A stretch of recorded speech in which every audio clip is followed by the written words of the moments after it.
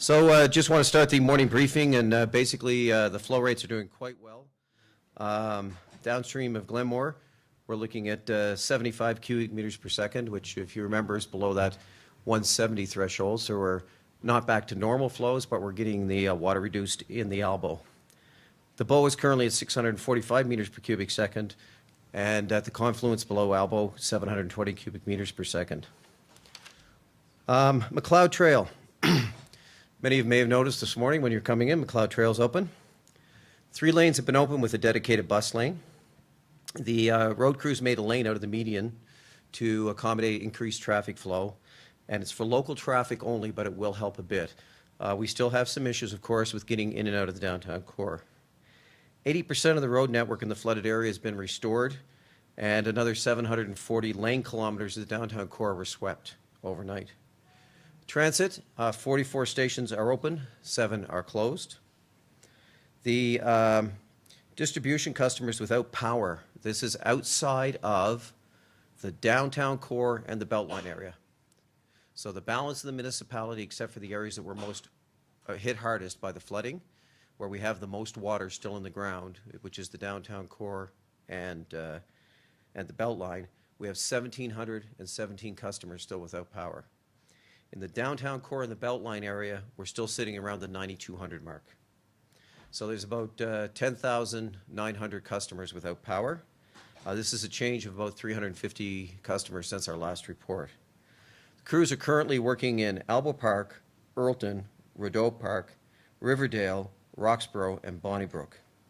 And in the downtown core, pumping water away from electrical infrastructure and testing systems. So just as a little curiosity piece, before I came up here, I had the fire department that's overseeing the pumping crews do a little quick calculation for me, and we are in the downtown core area and Beltline area. We're currently pumping at the rate of 600,000 gallons per hour, and outside of there, where we're dealing with the flooding to the residential homes, we're pumping at 1,088,400 gallons per hour. So there's still a lot of water to remove.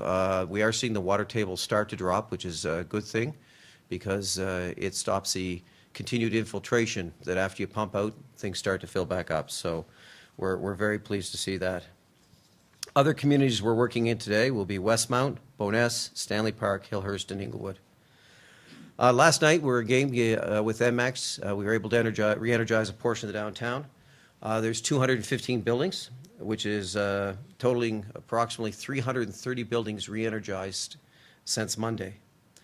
5 of the 7 grids in the downtown core have now been restored. And re-energizing buildings, by the way, is going to start to slow down. We're hitting significant water in the ground. The water table is up very high, as well as the drainage down through the ground is causing a lot of problems. So we're getting into the difference I would describe between picking up a damp sponge and picking up a saturated wet sponge. So there's a ton of water left in the ground in those areas, and that's causing us, of course, to have to do much more work to remove water, because as we pump something out, all of that water from that wet sponge tries to fill the void. So we actually have to overpower the water infiltration with the pumping capacity.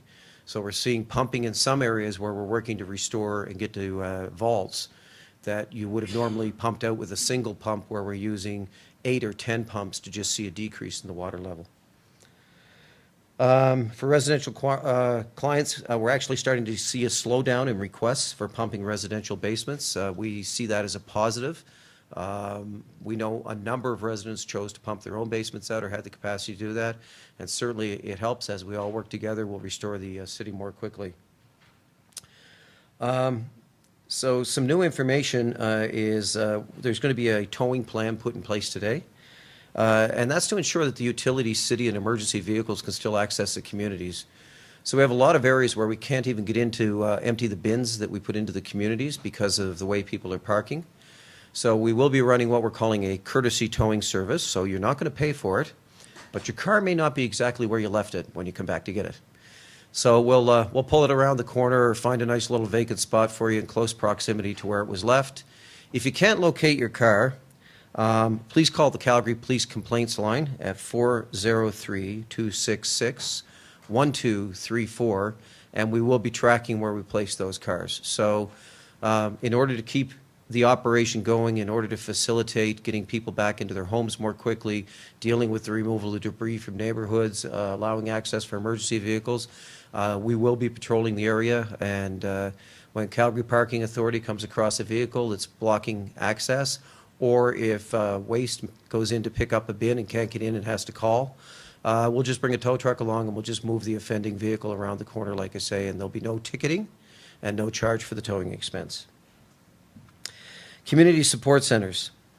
As the city continues to recover, we're adjusting to meet the needs of Calgarians and those returning to the affected areas. To do this, 9 community support centers are opening in flood-affected areas, so we're taking them wherever we've had severe flooding. We're taking 9 areas of the city, and we're going to put these community support centers in place. The community support centers can be found at the following locations and will be open from 9 a.m. to 10 p.m. until further notice. At the Bowness Community Association, the Bridgeland Riverside Community Association, Cliff Bungalow Mission Community Association, Connaught Community School, Albo Park Tennis Club, the Inglewood Community Association, Park Hill Stanley Park Community Association, Hillhurst Sunnyside Community Association, and the Tsingtao Daily Newspaper. Community support centers are being staffed by representatives of the following essential services: Calgary Police Service, the Calgary Fire Department, Water Resources, Waste and Recycling, Development and Building Approvals for Inspections, and ATCO. The service representatives, what we're trying to do is put them in a modular form or in nodes out in the communities, so they're closer to the community. So you can either go to there, or if the 311 requests that we get in will be handled through people that are much more in proximity to where the requests are coming in. So we're basically taking customer service, spreading it out into 9 nodes in the affected areas, so that the customer service that you require isn't coming from somewhere else, it's actually coming from within your community. The city had previously asked you to put signs in windows. Remember the old original when we talked about the 8.5 by 11s, and a couple of cute ones going around, you know, that if you get a chance to go take a look on the social media, some people have been very creative, and it's good to see people have some humor and spirit despite the flooding. So there's cute ones going around. Just with the community support centers being open today, we would ask the residents that are still without power or still need pumping to remove the signs from their windows. We're not going to utilize resources patrolling the streets looking for signs if we can better use them getting people's homes reopened. So if you have signs in your windows and we haven't been to see you yet, we're asking you now to come to the community support center in your area and access the services through the community support centers. The city wants to ensure that we're being reactive and that we're creating an environment where people can connect quickly and easily with the services they require to help them restore. The number of evacuees in our reception centers is 1,110, which is down from 1,199 yesterday. And I will now take any questions. And for those of you, this is, by the way, how we work downstairs. There are more than 10 priorities. These are the big 10. But the priorities are tracked by a percentage of completion basis. And what happens is as we complete ones or get them to a point where we realize, so percentage of suburban dwellings now accessible means everybody can get to go do an evaluation of their home. You'll see that's at 90%. As we get these up to 100%, the next priority will populate the list. So we are doing a lot of priority setting down there. We're dealing with multiple demands from multiple agencies and multiple organizations down in the EOC. But we have some really nice dashboards that we're using, and we're gonna share another one with you, I think, at the 11 o'clock briefing as well. So we don't want to inundate you by trying to show you all of the tools that hundreds of people down there are using, but we are using a pretty interesting array of tools down there to make sure that we're hitting the big areas and the big issues first. So I will take questions. Absolutely, yeah. My wife told me that last night. I went home and she said, you know, you're not repeating the question and nobody can hear it. So, and Rob just reminded me again. So I will try to remember to repeat the question. So could you just run over the number of houses without power and buildings downtown? Yes, the question was the number of houses without power and the buildings in the downtown core. There's currently 1,717 customers outside of the downtown and Beltline area without power. With the community sports service center. One second, I'm going to finish the second half of the question was the downtown core and the Beltline is another 9,131 customers that are without power. And that's both business and whole residential. MX just counts them as customers, so it's business and residential. Thank you. Sorry, did you say that last number again? 9,131. With those service centers, are they opening for the first time today, or did they open yesterday? The service centers is the question, are they opening for the first time today? We did open a model that was somewhat like this yesterday. This is a refined model to put all of the services that we believe citizens will need in each community. So the service centers, number one, they're going to be more clearly marked. We have signage. You probably saw when you came in the front door, there's signage all over the lobbyway for the various service centers as they're being set up first thing this morning. They're going to be signed better, and we're going to have all of the services that we believe are required available at those service centers. McLeod Trails opened, Fourth Avenue flyover hopefully today as well. How are things holding up so far? I know it's still fairly early in the process. So the question was on McLeod Trail and the flyovers. McLeod Trail is now open. We actually were just watching the live traffic cameras downstairs before we came up. The flow looks good. We continue to encourage residents to stay out of the downtown core if at all possible, asking employers to only bring in essential employees. We're still trying to recover a large portion of the municipality. The flyovers, we are going to be opening the flyovers, we hope, later on today. There'll probably be an announcement about that at the mayor's briefing at 11 o'clock. Crews, of course, have been working diligently overnight. There's been a number of sinkholes and potholes that were repaired, which will probably be a recurrent problem for a while as the water drains. We're seeing the development of sinkholes and potholes in a number of areas in the city. I have no number. Last night I was asked. The last number I had was 70, and I can tell you it's higher than that because they've been doing repair work. And it's another one of those hats off things. Not only did roads do a remarkable job of taking care of McLeod Trail, they've done a remarkable job of patrolling the streets at night, looking for problem areas, packing and compacting gravel into the sinkholes and paving patches over the top of them. So Calgarians, when you're driving around today and every so often you hit these new fresh asphalt patches, that's because Roads has been out there making sure the roads are safe to travel on. Anything new on Memorial Drive? I do not have anything new on Memorial Drive at this point in time. We're working on it. Any more questions for the chief? If people want to know where some of these service centers are, can they go to the website? Are they all listed there? Question was on the service centers and how to find out where they are. Yes, anyone that wants to know where the service centers are, all they need to do is go on the website, www.calgary.ca, and check out the website. They're all listed there. There was also a call yesterday for people to avoid driving even if you're outside of the core, just to kind of take the strain off of some of those outside roads, whether it be 16th Avenue, that kind of thing. Is that still the case heading into today? We are still in a state of local emergency. We are extending the state of local emergency for an additional 7 days. It has been signed off by the provincial government. We are still bringing materials and supplies into the city. We had to use a police escort last night to get some pumps up the Deerfoot because of the traffic congestion. Traffic congestion slows down recovery. So we would ask residents to still remember to be very prudent. We're asking them to carpool. Downtown parking is going to continue to be an issue because of parking garages that have been pumped out, but we're starting to see some water infiltration back into them. So it's not business as usual yet, folks. We're working diligently as our building owners, as are a number of private companies that are working throughout the city. Resources have come in from other municipalities to help us. Everybody's working really hard to try and resolve all of this and bring it to resolution. But keeping roadways as clear as possible is critical. I was up on 16th Avenue the other morning, and frankly, we got to the point we actually were in gridlock for so long, we ended up having to put our emergency equipment on to get back to this center.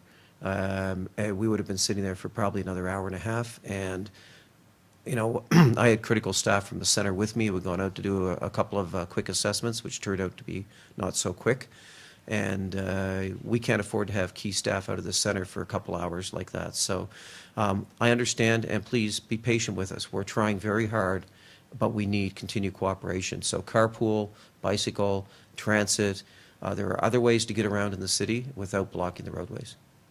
Can you just elaborate on the decision to extend the state of emergency every 7 days? Absolutely. The state of local emergency gives us a number of powers that are able to be influenced to help affect recovery in a municipality. If we give up those powers, what it will do is it will slow down the rate of recovery. It means that materials can't be requisitioned in the same manner we're requisitioning them in right now. Some of the other powers that we're using, we're not using all the powers, by the way, but the ones that we're using that help make the recovery more effective are the ones that we want to retain. So it's not unusual. In fact, it may not be unusual to see us go out for a second extension to get us to up to about the 21-day mark. You need to remember, we're not very far into this event. We have an event that impacted and took out pretty much the entire downtown core of our city, except for a little section on the northwest of the downtown core, as well as all of the flood flows down below that into the Beltline area. And then we had, of course, the other affected communities like Boness, up off the Bow, Inglewood. We've affected a lot of communities. We've gone from 100,000 people out of their homes to being able to open up a number of those areas and having very few homes or very few areas in the city. We're talking just in the teens of numbers of a couple of places we're holding off, not allowing people back into. Now, we know those homes aren't necessarily inhabitable at this point in time, but people can get in and do the assessments and do the work. What we're trying to do is we're trying to recover as rapidly as possible. So to do things like circumvent legislation, circumvent bylaws, allow for things that you would not normally traditionally do. So lane reversals, alternative uses of roadways, like I said before, requisitioning of goods and services, and fixing prices on those goods and services at the pre-flood cost are all very critical to recovery in this city. And we want to continue to use those powers for an appropriate period of time. And we had quite a long discussion yesterday about, do we need those powers? And we honestly feel we need them for another period of time. The Recovery Operations Center has been ramping up. The Recovery Operations Center is responsible for recovery of municipal infrastructure, just municipal infrastructure. We've also met with other organizations that can assist, like the Chamber of Commerce and some of the business associations. We're freeing up pumps right now from residential. We're going to start offering those to small businesses. We know statistically that after a disaster, the highest failure rate in your commercial community is in the mom and pop, sole proprietorship type small business. So we will be extending some assistance to that group starting probably later on today. And it's all about recovery. So if we get to a point where we need to start doing things like restricting the movement of persons through certain areas as we do the recovery work, we need those powers under the Act, and that's the only reason we're retaining them. That's another 7 days, sir? That's a 7-day extension from tomorrow. So to a state of local emergency, yes. Any other questions? Thank you. I didn't do a great job of repeating all the questions, but I promise I'll try to get better. Thank you very much, folks. The mayor's coming back for 11. Yeah, the mayor's briefing, we will send a notice out, but the mayor is scheduled to do a briefing at 11 o'clock this morning, yes.